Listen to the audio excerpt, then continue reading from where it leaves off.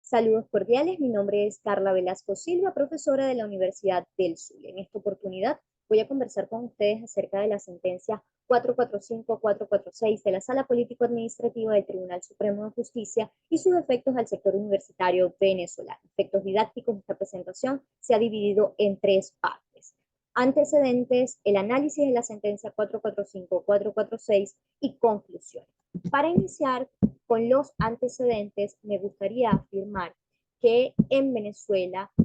la ausencia del Estado de Derecho se manifiesta, entre otras formas, por la falta de independencia e imparcialidad del Poder Judicial, lo que ha generado que al menos desde el año 2000 existan graves restricciones a la libertad de asociación, libertad de expresión y como consecuencia los derechos laborales del sector universitario. De este modo se destacan algunos patrones de violación del derecho a la libertad de asociación del sector universitario, entre ellos uno, la práctica de paralelismo sindical y exclusión en los procesos de discusión de normas colectivas. La Federación de Asociaciones de Profesores Universitarios de Venezuela, FAPUB, así como las asociaciones de profesores universitarios de las principales universidades públicas del país, han sido excluidas en la discusión de las convenciones colectivas y demás escenarios de discusión de asuntos inherentes a sus derechos e intereses laborales, como una especie de mecanismo de retaliación por sus opiniones críticas contra las políticas del Estado en contra de la autonomía universitaria, la libertad de asociación, la libertad académica y en general los derechos humanos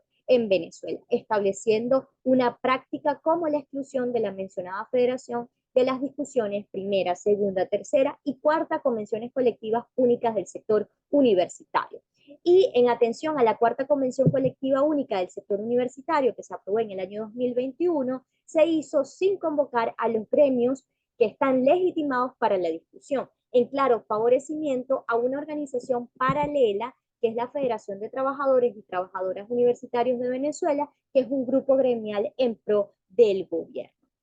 El segundo patrón son las injerencias y obstáculos impuestos por el Consejo Nacional Electoral, cuando se ha intentado renovar las juntas directivas de las organizaciones gremiales del sector universitario, como es la FAPUB, las asociaciones de profesores universitarios, se han visto con obstáculos por parte del CNE, que han ocasionado que se califique la mora, causando que no puedan participar en las negociaciones colectivas. Lo cual ha sido el caso de la FAPUT. Esto hace que se incumpla de manera prácticamente forzosa con el requisito de que las juntas directivas deben estar vigentes para los procesos de negociación, situación que, repito, ha sido inducida por parte del Estado a través del CNE. Esto nos lleva al segundo punto o a la segunda parte de esta presentación, que es la breve reflexión de 4 decisiones judiciales del instructivo ONAPRE. El instructivo se denomina proceso de ajustes del sistema de remuneración de la administración pública, convenciones colectivas, tablas especiales y empresas estratégicas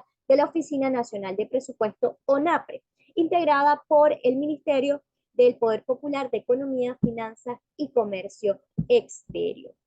Es importante destacar que en marzo de 2022 es remitido a las universidades públicas de Venezuela el mencionado instructivo, el cual impone condiciones menos favorables que la también impuesta cuarta convención colectiva en relación a los lineamientos de las bases de cálculos salariales, beneficios laborales de las y los trabajadores universitarios. Contra este instructivo se presentaron varios recursos y cada uno de ellos fue resuelto por la Sala Político-Administrativa del Tribunal Supremo de Justicia. Y a continuación vamos a estudiar algunos de esos recursos judiciales.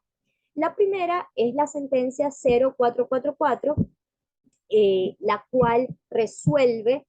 el recurso contencioso administrativo de nulidad y amparo cautelar contra ese instructivo NAPRE presentado por el personal jubilado y pensionado del Ministerio Público. En esta decisión, que fue de fecha 11 de agosto del 2022, la Sala Político-Administrativo declaró, conforme al artículo 35 de la Ley Orgánica de la Jurisdicción Contencioso Administrativa, que el recurso era inadmisible porque no se habían consignado los documentos indispensables para verificar la admisibilidad, es decir, no se adjuntó el instructivo NAPRE, que era el objeto del recurso. Sin embargo, de acuerdo a la Organización Acceso a la Justicia, y con la cual estoy muy de acuerdo, esta decisión evidencia la parcialidad del juez administrativo a favor del gobierno nacional y confirma que la Sala Político-Administrativa es una especie de instancia garante de las cuestionables actuaciones gubernamentales, al no controlar las decisiones de los organismos públicos para que estos se ajusten verdaderamente al orden jurídico. De ahí pasamos a la segunda sentencia, que es la sentencia 252 del 14 de julio del 2022. Esta sentencia declara admisible el recurso de nulidad conjuntamente con amparo cautelar contra el instructivo NAPRE que presentaron la Universidad Central de Venezuela, la Universidad de Carabobo, la Universidad de Oriente, la Universidad Experimental Politécnico Antonio José de Sucre y la Universidad Pedagógica Experimental Libertador. La sala admite la demanda de nulidad, pero en relación al amparo constitucional lo declara improcedente porque en su argumentación la sala señala que falta un requisito para cualquier medida cautelar, que es la presunción de buen derecho, por cuanto ella tendría que entrar a valorar las denuncias efectuadas respecto a la violación del principio de progresividad de los derechos laborales, y eso requeriría un debate probatorio que incluye la verificación de las convenciones colectivas desmejoradas por parte del instructivo NAPRE, y que en todo caso, dice la sala, eso es un asunto que va al fondo de la demanda de nulidad, y por eso lo declara improcedente. Sin embargo, la sala omite que efectivamente estamos hablando de un instructivo que fue dictado de forma unilateral por parte del Estado, violando así, primero, el artículo 109 de la Constitución, que garantiza la autonomía universitaria, y al mismo tiempo vulnera el principio tripartito establecido en las convenciones de la Organización Internacional del Trabajo, violando de por sí entonces derechos fundamentales, y por tanto la sala debía declarar procedente el amparo, pero no fue así. Pasamos ahora a el análisis de la sentencia 445,